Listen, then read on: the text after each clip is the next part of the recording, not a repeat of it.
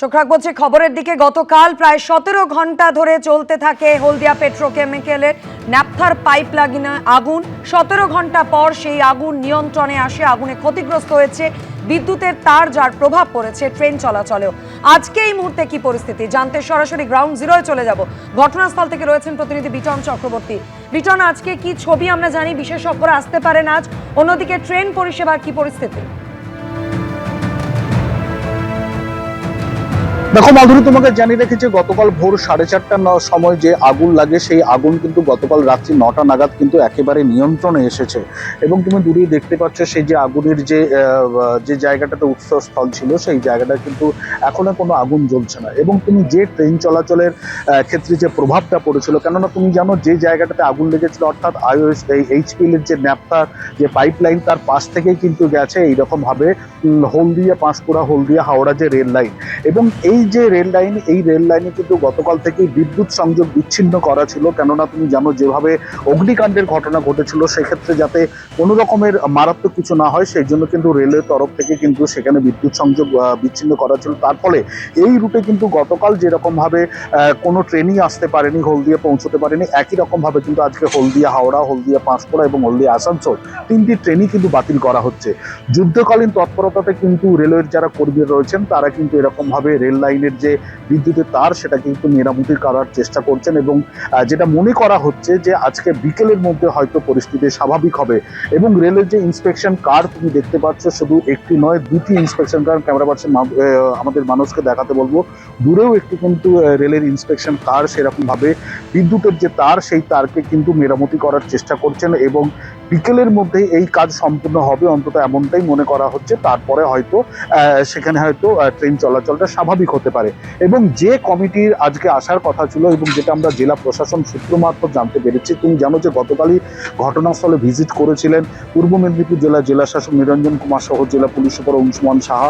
এবং তারা যেটা জানিয়েছিলেন, আজকে এইচপিএল এর এক্সপার্টের একটি টিম মুম্বাই থেকে আসার কথা রয়েছে। পাশাপাশি কিন্তু হলদিয়ার ম্যাজিস্ট্রেট পর্যায়ের একজন আধিকারিক এসে পুরো যে ঘটনাটা ঘটেছিল সেই বিষয়ে কিন্তু তারা জানবেন, অন্তত এমনটাই আমরা জেলা প্রশাসন সূত্রে জানতে পেরেছি। এছাড়াও যে হলদিয়া শিল্পাঞ্চলের জন্য যে সমস্ত কলকারখানা রয়েছে তার একজন করে পরিদর্শক থাকে, সেই ফ্যাক্টরি ইন্সপেক্টর, তাদেরও এর নেতৃত্বে একটি প্রতিনিধি দল এখানে আসার কথা রয়েছে। এবং এই যে জায়গাটা, এখানেই কিন্তু গতকাল প্রথমে আগুনটি লেগেছিল এবং সেই আগুন কিন্তু ভয়াবহ রূপ ধারণ করে এবং প্রায় দুদিকে 2 কিলোমিটার পর্যন্ত ছড়িয়ে পড়ে।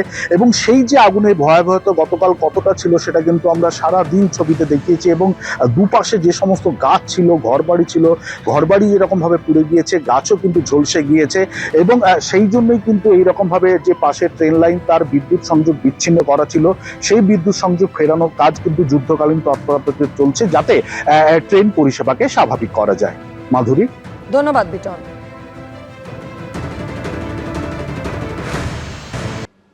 নিয়োগ দুর্নীতি মামলায় অভিযুক্ত 2023 সালে সিবিআই এর হাতে গ্রেফতারও হয়েছিলেন কালীঘাটের কাকু কে, তা প্রথমবার সামনে এনেছিলেন তিনি। সেই তাপস মণ্ডলী এবার অভিষেক বন্দ্যোপাধ্যায়ের নাম করে নিয়োগ দুর্নীতি নিয়ে চাঞ্চল্যকর দাবি করলেন। সবই তো অভিষেক ব্যানার্জির নির্দেশেই সবকিছু হয়েছে। শিক্ষক নিয়োগ দুর্নীতির ক্ষত এখনো দগদগে। গত 15ই জুন নিয়োগ দুর্নীতির মামলায় প্রায় 11 ঘন্টা ধরে অভিষেক বন্দ্যোপাধ্যায়কে জিজ্ঞাসাবাদ করে ইডি। এই আবহে অভিষেক বন্দ্যোপাধ্যায়ের নাম করে চাঞ্চল্যকর দাবি করলেন নিয়োগ দুর্নীতিতে অভিযুক্ত তাপস মণ্ডল। অভিষেক বন্দ্যোপাধ্যায়ের নাম না শুনলে কেউ টাকা দিত না, তার নাম শুনেই তো টাকা দেওয়া হয়েছে। আপনার সাথে ডিরেক্টলি ডিল হয়নি, কিন্তু ভায়া সুজয় কৃষ্ণ ভদ্র, ভায়া কুন্তল ঘোষ এই টাকা পৌঁছেছে। হ্যাঁ, এবার সবটা পৌঁছেছে কিনা সেটা আমি কি করে বলবো, তবে কিছু না পৌঁছালে কাজ শুরু করতো না। টাকার চাপ দিত, তাড়াতাড়ি টাকা পাঠাও, সাহেবকে টাকা দিতে হবে। এই নিয়োগ সংক্রান্ত 2023 সালের 19শে ফেব্রুয়ারি নিয়োগ দুর্নীতির মামলায় সিবিআই এর হাতে গ্রেপ্তার হয়েছিলেন প্রাথমিক শিক্ষা পর্ষদের প্রাক্তন সভাপতি মানিক ভট্টাচার্যর ঘনিষ্ঠ বলে পরিচিত তাপস মণ্ডল। এরপর 21শে ফেব্রুয়ারি সুজয় কৃষ্ণ ভদ্র ওরফে কালীঘাটের কাকুর নাম শোনা যায় নিয়োগ দুর্নীতির মামলায় ধৃত তাপস মণ্ডলের মুখে। কালীঘাটের কাকু কে সেটা কুন্তলজিকে বলবে, আপনি জানেন না? কালীঘাট নামটা জানি, নাম বলছে কি নাম? কি জানো, সুজয় ভদ্র নাকি নামটা শুনেছি, কে সে সুজয় ভদ্র? আমি চিনি না। নিয়োগ দুর্নীতি কাণ্ডেই তাপস মণ্ডলের মুখেই প্রথম কুন্তল ঘোষের নাম শোনা যায়। এরপরে একে একে গ্রেপ্তার হন কুন্তল ঘোষ, সুজয় কৃষ্ণ ভদ্ররা। এবার সেই তাপস মণ্ডলী বিস্ফোরক অভিযোগ করলেন। কুন্তল বলেছিল না, বারবার এডিসিবিআই আমাকে চাপ দিচ্ছে অভিষেক ব্যানার্জির নাম বলার জন্য। মানে এটা কিরকম হলো, ঠাকুর ঘরে কে, আমি তো কলা খাইনি। কুন্তলের ভাষাটা সেরকম হলো না। তাহলে ও তো ইনডাইরেক্টলি বলেই দিল যে আমার সাথে অভিষেক বন্দ্যোপাধ্যায় যোগাযোগ আছে। আর তবে কাকু পেয়েছে, সব টাকা না পেলেও পেয়েছে, এটা অস্বীকার করতে পারছি না। এরকম কিছু হয়েছে? সেটা কুন্তল সবসময় দাদা দাদা দাদা দাদা করতো। দাদা মানেই অভিষেক ব্যানার্জি।